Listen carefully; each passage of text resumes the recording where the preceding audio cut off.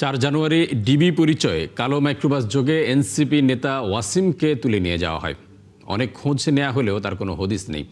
এই গুমের ঘটনা দ্রুত তদন্ত করে তাকে তার পরিবারের কাছে হস্তান্তর করার দাবি জানিয়েছে এনসিপি।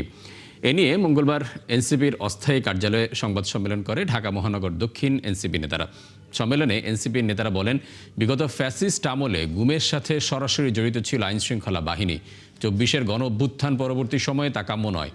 তারা সরকারের প্রতি আহ্বান জানিয়ে এর সুষ্ঠু তদন্ত করে ওয়াসিমকে তার পরিবারের কাছে ফিরিয়ে দেওয়ার দাবি জানান। এ সময় ওয়াসিমের পরিবারের সদস্যরা সংবাদ সম্মেলনে গুমের পুরো ঘটনা তুলে ধরেন এবং ওয়াসিমকে তার পরিবারের কাছে ফিরিয়ে দিতে বলেন।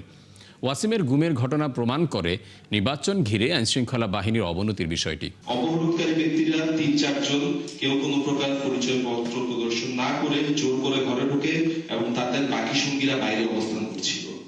তারা একটি কালো রঙের মাইক্রোবাস নিয়ে এসেছিল। তাদের কারো গায়ে ইউনিফর্ম ছিল না, সকলেই সাধারণ পোশাকে ছিল। আমরা ঘুমাইতেছিলাম, তারপরে মেইন গেট টাঙাইছি যে আমরা ডিবি লোক, প্রয়োজনের লোক, এই কারণে দরজাটা খোলা হয়েছে। তারপরে খোলার পরে কোনো কথা বাজে কিছুই বলে নাই, ওরা শুধু কলারে ধরে টাইনা নিয়ে গেছে।